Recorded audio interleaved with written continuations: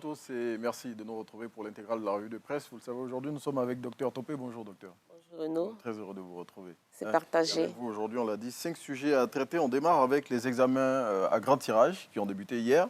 Exactement. C'est le CEPI qui a ouvert la danse. Oui, bien sûr. Les enfants, les tout petits ont composé hier pour marquer justement la fin de ce cycle primaire-là. Oui. C'était plus de 588 000 candidats et autour de 291 000 pour les filles.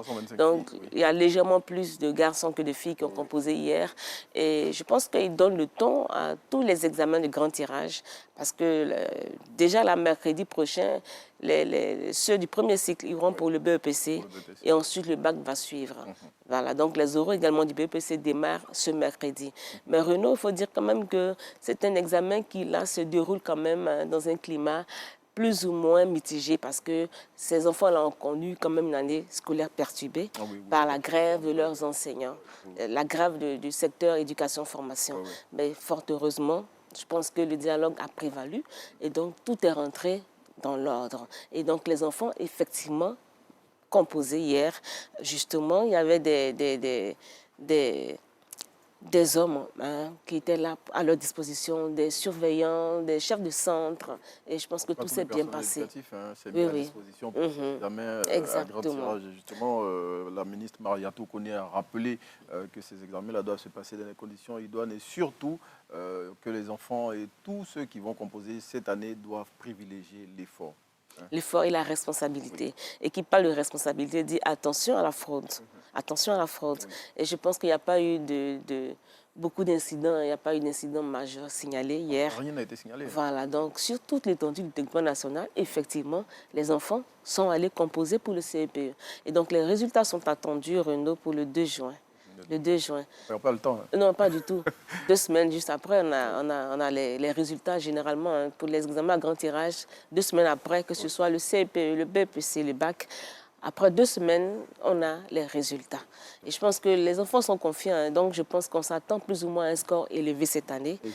Parce que les enfants avec lesquels nous avons échangé ici et là se sont dit confiants, très sûrs, abordables. Bon, on connaît la rhétorique, très abordable. Mais je pense que cette année, on s'attend à un taux élevé. Parce que déjà, là, il y a eu les examens blancs. Il y a eu le CEP, il y a eu 2 CEP blancs. En cours d'année, on donne de bons résultats. Donc, naturellement, on s'attend à aussi de bons résultats pour ces CPE. Voilà. Justement, la ministre Mariatou Kone qui a demandé aux enfants, en tout cas, de faire en sorte qu'on atteigne les 100%. Oui, voilà. Je pense qu'on va se rapprocher des 100%. Mais c'est tout cela qui a favorisé l'indice, l'IDH élevé cette année pour la Côte d'Ivoire depuis 2020-2023. Je pense que c'est ces résultats-là. Parce que pour calculer l'IDH intègre, en plus des statistiques, intègre des facteurs qualitatifs comme le niveau de scolarisation, de santé, et ainsi de suite. Donc, bravo à nos tout petits, on attend les résultats. Je pense qu'on va vers de bons résultats, Renaud. Et ce sont les 588 492 candidats exactement qui ont composé hier. Et ces examens sont placés sous le thème responsabilité et professionnalisme pour des examens de qualité. Vous avez tout dit. C'est bien. Et justement, on attend ces résultats, vous l'avez dit, pour le 2 juin 2025 à 14h00. C'est l'heure qui a été donnée par le ministère de l'Éducation nationale. Et puis, on l'a dit aussi au travers de vos propos, le BEPC qui va démarrer bientôt. Et le BEPC pour lequel il y aura une petite pause pendant la période des examens. Il y a la fête de l'Ascension le jeudi 29. Donc, il y aura une pause là ce jeudi et puis continuer ensuite le vendredi. Voilà.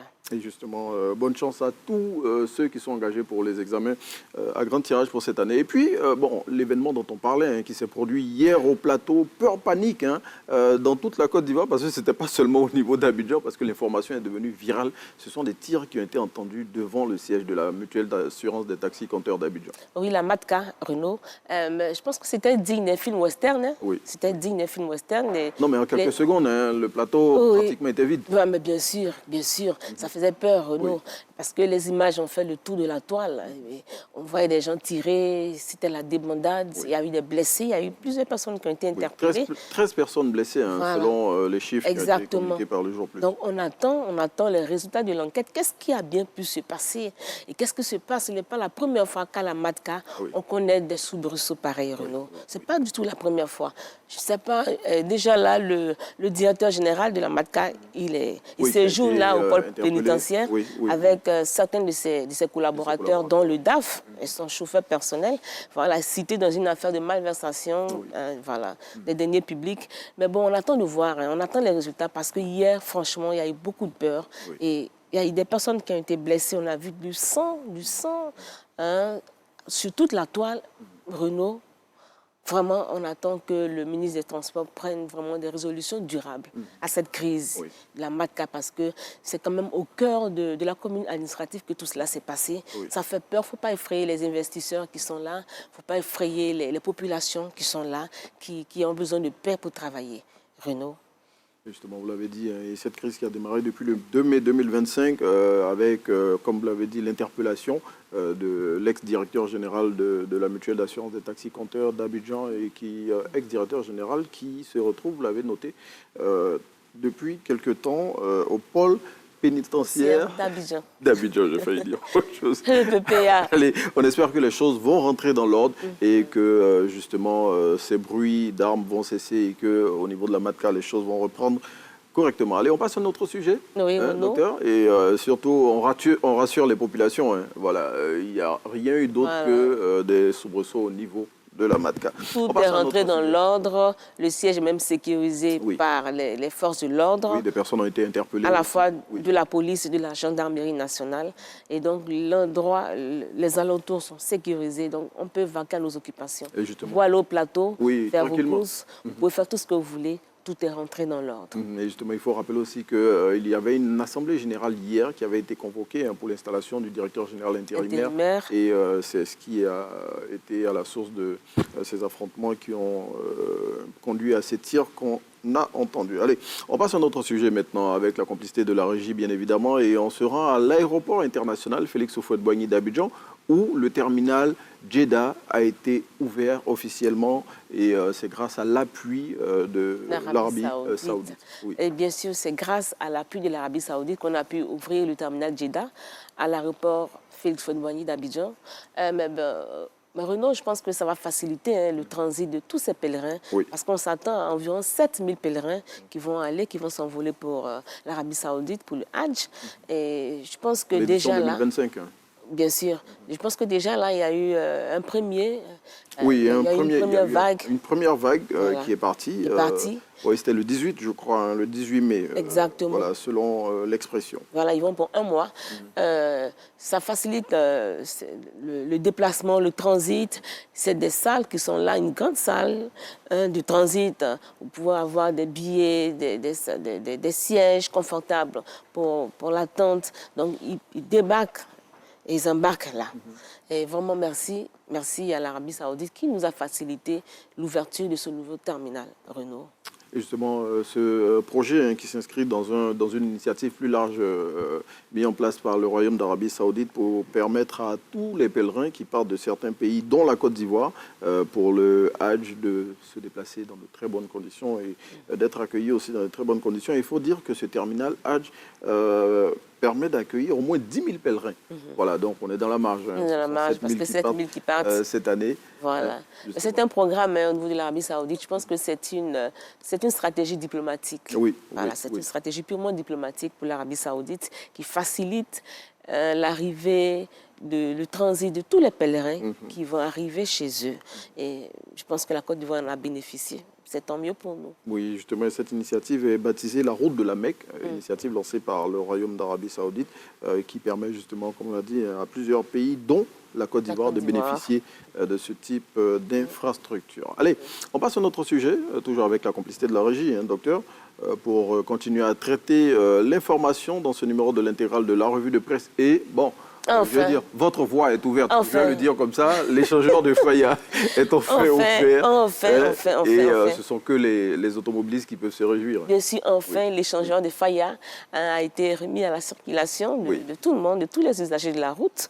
Et je pense que ça désengorge. Hein, parce qu'au point de Faya, le feu, au niveau du feu, il y avait un gros bouchon. Bon, vous savez de quoi vous parlez. Il y avait un gros bouchon de façon permanente. À partir de 5h30 du matin jusqu'à 23h, Renault, le feu du Faya était inondé de véhicules. Et cet échangeur-là facilite. Et c'est rapidement que quand vous prenez la voie de Bingerville pour la Riviera, c'est rapidement que vous arrivez au feu d'Aquedo. C'est rapidement que vous arrivez au feu du camp d'Aquedo, le nouveau camp d'Aquedo. Et donc, franchement, ça facilite le transport de toutes ces personnes-là qui vivent à Bingerville ou à Faya. Qui, pour certaines, maintenant, vont pouvoir dormir voilà, un peu plus. Un peu plus, c'est-à-dire 30 minutes. Se réveiller à 3h du matin ou 4h du matin pour éviter les bouchons. Exactement. Donc, on attend aussi, en même temps, l'ouverture des prochains. Oui, parce qu'il y a un autre ouvrage qui est en train d'être réalisé au niveau de la Palmeraie, déjà au niveau de la Palmeraie, école de police, Riviera 3. Oui. Au niveau de l'école de police, je pense que ça va fluidifier. Oui, encore plus. Ça va fluidifier le transport. Donc, c'est bien pour Faya, on attend la suite. On attend la suite et justement, le gouvernement ivoirien qui travaille à cette suite pour permettre avoir des infrastructures routières de qualité. Oui, donc après l'échangeur d'Aquaba pour Port-Boué et bientôt celui de Koumassi qui est prévu pour le 31 mai. Oui, je pense que les travaux se poursuivent au niveau de l'échangeur de Koumassi. Oui. Espérons que franchement, ça se termine bien et vite pour fluidifier aussi à ce niveau parce que là, on reste coincé. Et donc, ça vaut la peine de faire ça. Justement, donc, ouverture, échangeur de Koumassi, dont il y aura une ouverture partielle, une partie de cette voie-là à partir du 31 mai. Et donc, pour Faya, c'est effectif depuis le 14 mai. Exactement. Et je vois le sourire sur le visage de Dr Topé qui emprunte cet axe-là tous les jours. Bien sûr. Allez, on va passer à un autre sujet, toujours avec la complicité de la régie. On parle du Festival de Cannes, la 70e édition, pour laquelle la Côte d'Ivoire est l'un des pays à l'honneur. Et Côte d'Ivoire qui a présenté ses atouts au reste du monde récemment.